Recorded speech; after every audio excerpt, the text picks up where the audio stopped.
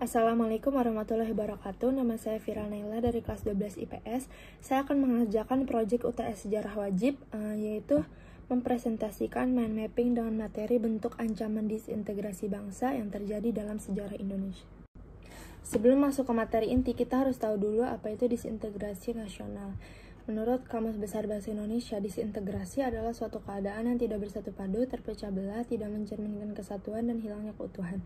Jadi disintegrasi itu diibaratkan sebagai tubuh manusia yang terdiri atas satu sistem. Kalau misalkan satu organ aja rusak, maka organ lain tidak bisa berjalan seperti biasanya. Pada kesempatan kali ini, poin yang saya pilih adalah peristiwa konflik yang berkaitan dengan ideologi, atau dengan kata lain, konflik yang melibatkan sekelompok orang atau organisasi yang ingin merubah dasar atau ideologi negara Indonesia. Apa aja sih faktor yang menyebabkan konflik yang berkaitan dengan ideologi? Yang pertama pastinya ada perbedaan individu. Yang kedua perbedaan budaya. Yang ketiga perbedaan kepentingan. Yang keempat perubahan nilai-nilai sosial yang terlalu cepat, contohnya reformasi.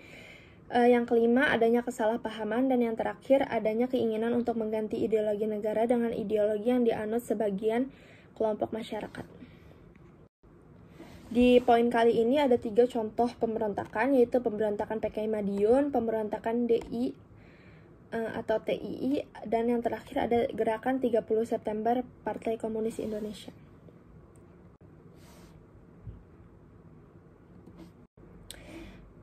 Kita masuk ke materi, yaitu pemberontakan PKI Madiun. Pemberontakan PKI Madiun atau sering juga disebut sebagai peristiwa Madiun terjadi pada tanggal 18 September 1948 di kota Madiun, Jawa Timur. Pemberontakan ini dilakukan oleh Front Demokrasi Rakyat yang terdiri atas Partai Komunis Indonesia, Partai Sosialis Indonesia, Pemuda Rakyat, dan Sentral Organisasi Buruh Seluruh Indonesia. Latar belakang atau awal mengapa terjadi pemberontakan ini adalah pada saat jatuhnya Kabinet Amir Syarifuddin pada tahun 1948. Jadi yang belum tahu Amir Syarifuddin itu adalah perwakilan Indonesia dalam perjanjian Renville. Namun perjanjian Renville tersebut sangat merugikan pihak Indonesia. Jadi Amir Syarifuddin itu banyak dikecam oleh masyarakat Indonesia dan banyak yang menyalahkan Amin atas perwakilannya di perjanjian Renville. Akhirnya Amir Syarifuddin mundur dari kabinet. Selanjutnya Presiden Soekarno memerintahkan Hatta untuk membentuk sebuah kabinet baru. Pada saat itu Hatta membuat kabinet baru tanpa keikutsertaan golongan sosialis dan golongan kiri. Karena merasa kecewa dan merasa tidak adil, Amir dan kabinetnya akhirnya memutuskan untuk membuat Front Demokrasi Rakyat pada 28 Juni 1948. Amir akhirnya menjadi bagian di tim oposisi terhadap kabinet yang ada saat itu. Jadi Amir itu menjadi kaum oposisi atau lawannya dari kabinet baru yang dibentuk oleh Hatta. Jadi intinya FDR adalah suatu golongan yang menyatukan golongan komunis dan golongan sosialis kiri karena mereka tidak diikutsertakan dalam pembentukan kabinet baru yang dibentuk oleh Muhammad Hatta. Kabinet baru yang dibentuk oleh Hatta akhirnya meneruskan program reorganisasi dan rasionalisasi atau yang biasa lebih dikenal sebagai RERA yang sebelumnya digarap oleh Kabinet Amir.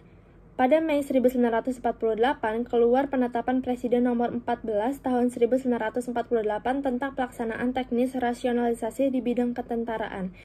Isinya adalah peleburan divisi ketentaraan, pengurangan anggota angkatan bersenjata, dan pembubaran TNI masyarakat yang berkisar 90.000 orang, yang mana sebagian besar berideologi komunis. Ribuan orang yang tadi dibubarkan tersebut merasa kecewa dengan program tersebut. Para tentara yang dibubarkan kemudian bergabung ke FDR karena beranggapan bahwa FDR adalah pembela nasib mereka. Jadi sekarang kita masuk ke kronologi pemberontakannya. Situasi dalam negeri kan semakin memanas diikuti mogoknya buruh di mana-mana yang diprovokasi oleh PKI dan FDR. Pada tanggal 13 sampai 16 Agustus terjadi bentrokan antara TNI dan sekelompok orang bersenjata di Solo.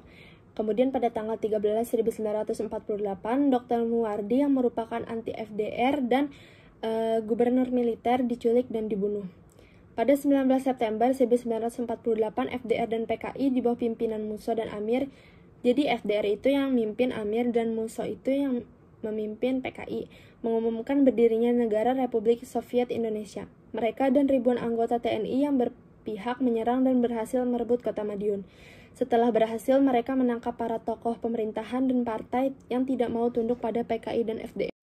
Tapi pemberontakan PKI Madiun tidak berlangsung lama sebab pemerintah yang cepat tanggap. Jadi upaya pemberhentian PKI oleh pemerintah. Yang pertama ada pengangkatan Kolonel Gatot Subroto sebagai gubernur militer. Yang kedua adanya pelancaran operasi militer dan melarang penerbitan surat kabar yang berhaluan komunis supaya tidak terhasut masyarakatnya dan juga supaya suasananya kondusif. Dan pada tanggal 30 September 1900 PKI berhasil ditumpas, Musso tertembak mati dalam pengepungan di Samandang, dan Amir dan beberapa orang lainnya tertangkap di Purwodadi tanggal 29 November 1948. Cukup sekian yang dapat saya sampaikan. Mohon maaf bila ada kesalahan dalam perkataan, penyebutan, pelafalan maupun intonasi saya. Terima kasih atas perhatiannya. Wassalamualaikum warahmatullahi wabarakatuh.